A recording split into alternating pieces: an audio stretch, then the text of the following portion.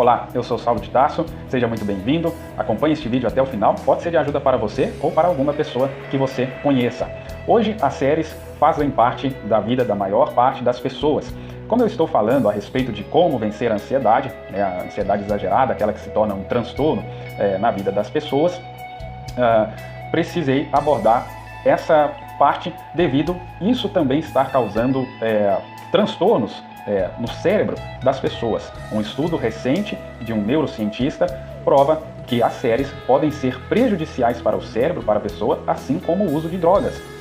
Isso mesmo, porque não sei se vocês já ouviram falar acerca dos neurônios espelho, é uma descoberta da ciência na última década, que eles estão ligados à visão do movimento, o nosso aprendizado de acordo com aquilo que nós vemos, de acordo com aquilo que nós presenciamos, e aquilo permite ao nosso cérebro uma imitação daquilo que nós estamos vendo, daquilo que nós estamos presenciando. Ou seja, todas as emoções, o comportamento, tudo aquilo que nós estamos vendo, o nosso cérebro absorve aquilo. E um detalhe importante é que o nosso cérebro não consegue separar o que é fictício da realidade. Então, veja bem, já tem todos os seus problemas, todos os seus conflitos, suas preocupações, suas dívidas, tudo que você tem que lidar na sua vida real. E ainda você se sobrecarrega com essas emoções que são transmitidas através das séries. Essa carga tão grande, são aí de 30 a 40 minutos em média, esses filmes, e é uma sequência, um ator que chama série. Então, isso descarrega na pessoa emoções que não são delas, mas que são daqueles personagens que elas estão assistindo. Mas como a ciência descobriu esse neurônio espelho, que ele, através da visão, ele vai absorvendo aquilo que faz com que a pessoa manifeste aquelas emoções, que ela sinta aquelas emoções como se fosse dela. Tanto que as pessoas passam a inserir aqueles personagens nas suas vidas, como se aqueles personagens fossem parte da família. Quando morre um ali, é como se a pessoa entra em luto, ela sente as emoções ali da vingança, da alegria, de tudo que está acontecendo ali, toda aquela dramatização. Tudo aquilo é passado para as pessoas. Então nós vemos um dos motivos dentro dessa realidade comportamental hoje, desse padrão de vida que as pessoas estão tendo hoje, o do porquê estão chegando a esses níveis de ansiedade, desses níveis de depressão. Porque se já não bastasse os problemas que a pessoa tem na realidade da vida dela, ela ainda está absorvendo todas essas emoções, toda essa dramatização que é feita nas séries para prender mesmo a atenção das pessoas, ela ainda está absorvendo isso. Então, para o cérebro é como se fosse um consumo de drogas. Eu vou ler aqui, veja bem, que isso que eles descobriram está alinhado até mesmo com o que Jesus falou. Essa questão aqui do neurônio espelho, essa questão ali dos malefícios que podem trazer esse padrão de vida, esse tipo de vida que as pessoas estão tendo hoje. Mateus capítulo 6, versos 22 e 23 é o que Jesus disse. A luz do corpo é o olho. Portanto, se o teu olho for puro, todo o seu corpo será cheio de luz. Se, porém, o teu olho for mau, todo o teu corpo será cheio de trevas. Então, veja bem, a ciência descobriu esse neurônio espelho através do que a pessoa vê. Aí Jesus já dizia isso lá. Se o olho da pessoa for luz, então todo o seu corpo será cheio de luz. Então, de acordo com o que você visualiza, seja em filme, seja em série, seja na vida real mesmo, o que você visualiza, hoje, claro, principalmente através da internet, que possibilita a pessoa em qualquer lugar, seja em casa, seja em qualquer lugar, hoje com um aparelho celular, ela consegue visualizar o que ela quiser. Então, se o que ela visualiza, se o tipo de conteúdo que ela consome é bom, é luz, isso vai trazer luz para todo o seu ser. Agora, se for mal, o que entra, o que ela visualiza, então todo o seu corpo será cheio de trevas. Então nós temos as pessoas que fazem dieta em relação a alimentos. E hoje é preciso também ter uma dieta visual, não só visual, mas audiovisual. Uma dieta em relação ao que você ouve e ao que você assiste, ao tipo de conteúdo que você consome, porque tudo que você consome, o seu cérebro processa, seja fictício, seja na vida real, tudo ele está processando. Vou ler aqui um pouquinho do artigo e veja que interessante. Eu vou deixar o link desse artigo ali na descrição, que você pode ler ele completo, mas de acordo com o neurologista, então, Erwin Rohling, da Áustria, pode surpreender muitos que algo aparentemente tão inofensivo quanto as séries tem a capacidade de danificar um órgão tão complexo quanto o cérebro. No entanto, é assim. Em afirmação de Erwin Hollinger, professor e neurologista da Universidade de Salzburg, da Áustria. Eles são produzidos em quantidade e tendem a ter um público amplo, né? As séries. É uma indústria que movimenta milhões de dólares, além do que representa em termos de mercado, é também um veículo de penetração cultural. Ela está ditando hoje modas, tendências, o comportamento cultural das pessoas. Porque se você lê a definição de neurônio espelho, através do que você vê, o seu cérebro produz uma imitação daquilo, que é espelho. É igual você chegar diante de um espelho, o espelho vai produzir uma cópia sua, né, a sua imagem. Então, através desses neurônios espelho, a pessoa vai visualizando aqueles personagens, então ela vai imitando aquele comportamento. Seja aquele personagem depressivo, seja aquele personagem vingador, seja aquele personagem... Vocês sabem, existe série de tudo enquanto é jeito. Né, de assassinos, de estrupadores, pedofilias, de tudo enquanto é jeito. Então, a pessoa vai assistindo aquilo, o cérebro vai produzindo aquela imitação. Então, você tem pessoas agindo da mesma forma que os personagens fictícios.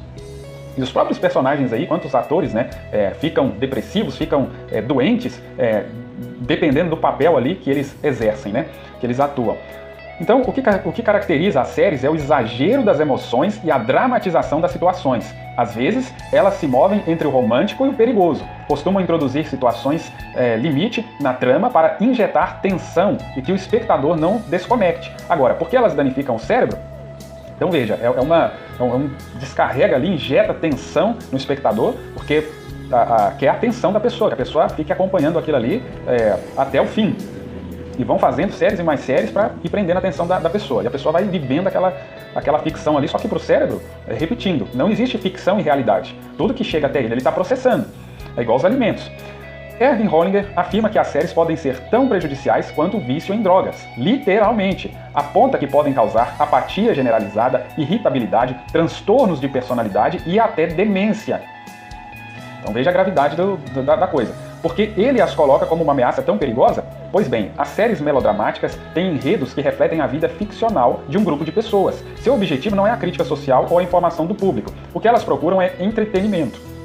Essa motivação faz com que, em muitos casos, elas lidem com questões profundas de forma muito superficial ou simplificada, onde as pessoas vivem aí numa ilusão. Erwin Hollinger afirma que as séries podem ser tão prejudiciais, né? Repetir aqui o parágrafo.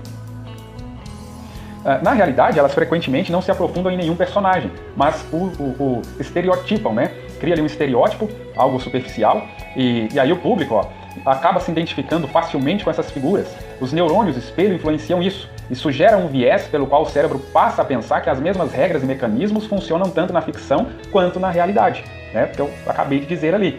E aí eu falava ali nos vídeos anteriores, né, a respeito das pessoas viverem na ilusão das redes sociais e tal, mas hoje, além das redes sociais, tem ainda as séries. Então veja aqui que bombardeio de emoções e de informações que está sendo feito no cérebro das pessoas. Por isso as pessoas estão tão doentes, tão ansiosas, depressivas, oprimidas. Então, por outro lado, uma conexão tão forte pode ser gerada com um dos personagens que, como espectadores, podemos sentir o que acontece com eles como se estivesse acontecendo conosco, ou com um ente querido. As pessoas acabam odiando o cara mal, sofrendo pelo mocinho e querendo punição e recompensa para um e para outro. Tanto que muitos acabam falando desses personagens como se fossem da família. É o que já acontecia com as crianças, por exemplo, a respeito dos super-heróis, né? Seja da Marvel, como que eles falavam daquilo, né? Seja dos desenhos animados, como uma parte da família. E aí tem toda a indústria daquilo, né? Vender aquilo e tal. E a série segue a mesma coisa, só que pegando aí esse público adolescente, jovem. Aí pensa, o adolescente, o jovem ainda com sua mente em formação, sendo bombardeado com todas essas emoções aqui, com todo esse drama, com tudo isso, o que está dando? Se os adultos já não, o cérebro de um adulto já não suporta isso, imagina de um jovem, de um adolescente que está ainda com sua mente em formação. Então, reflita nisso, faça uma dieta daquilo que você vê, daquilo que você ouve, do conteúdo que você consome. Saiba que tudo que você consome, o seu cérebro está processando, assim como o nosso organismo processa os alimentos. Então, esse efeito de identificação com as personagens das séries, mediado por neurônios espelho, pode gerar um efeito alienante. A percepção da realidade é distorcida até certo ponto. Então veja a gravidade da situação. Simultaneamente, emoções e valores são incubados e reafirmados em uma sucessão de situações extremas. Então veja aí uma das formas, né, de valores serem distorcidos, né, das pessoas serem doutrinadas aí com certas ideologias e tantas coisas mais. a identificação leva alguém a sentir raiva pela traição sofrida por um dos personagens, de alguma forma nos convida a acompanhar desejos de vingança, preocupações, depressão, ansiedade, etc. Diante dessas séries, o cérebro passa a produzir cortisol ou adrenalina. É um entretenimento que, pelo jogo com nossas emoções, pode nos desequilibrar neste plano. É igual a questão da pornografia. O cérebro não entende que aquilo é uma ficção, que aquilo não é a vida real. Então ele produz aquele estímulo, como aqui, por exemplo, cortisol, adrenalina, ele vai injetando essas coisas, porque para ele aquilo é a realidade. Então veja, aí a pessoa já tem todos os seus problemas, ainda vai absorvendo isso. O cérebro se alimenta do que chega até ele, seja estimulação dos sentidos ou glicose da ingestão de alimentos. Se o nutriente for série, o resultado é o mesmo produzido em um corpo alimentado por uma alimentação desequilibrada. E aqui, não é questão de se a série é boa ou é ruim. Isso não muda o fato. O fato é que você está sendo estimulado, os seus sentidos estão sendo estimulados, e para o seu cérebro, como o alimento que você come, a ingestão do alimento, aquilo vai produzir nele, vai ter um resultado, o mesmo é com aquilo que você assiste, com aquilo que você está ouvindo.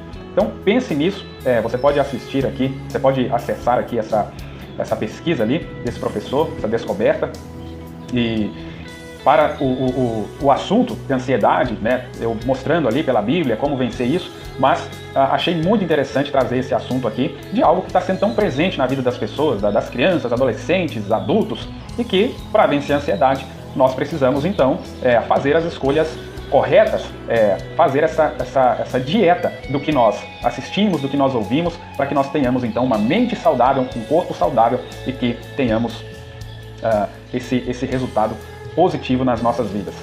Agora, para citar aqui mais umas escrituras, Provérbios 15, 30. A luz dos olhos alegra o coração, a boa notícia fortalece os ossos. Mateus 5, 8. Bem-aventurados os limpos de coração, porque eles verão a Deus. Aí lembra lá do que Jesus disse em Mateus 6, 22, que os olhos são a luz do coração. Então, se você está se alimentando de luz, está se alimentando de coisa boa, isso vai ser luz no seu coração e isso vai manter o seu coração limpo. E aí Jesus disse, bem-aventurados os limpos de coração, porque eles verão a Deus.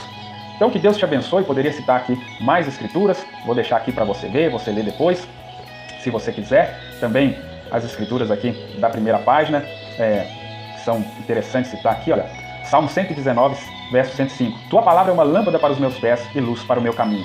Então, quer ter o seu coração limpo, quer ter o seu caminho iluminado, a palavra de Deus é lâmpada, luz para os nossos caminhos. Provérbios 6, 23, porque o mandamento é uma lâmpada, e a lei é luz, e as repreensões da instrução são caminho da vida. Que nós possamos, então, alimentar desse conteúdo que realmente vai trazer luz e vida para nós. Deus te abençoe e até uma próxima.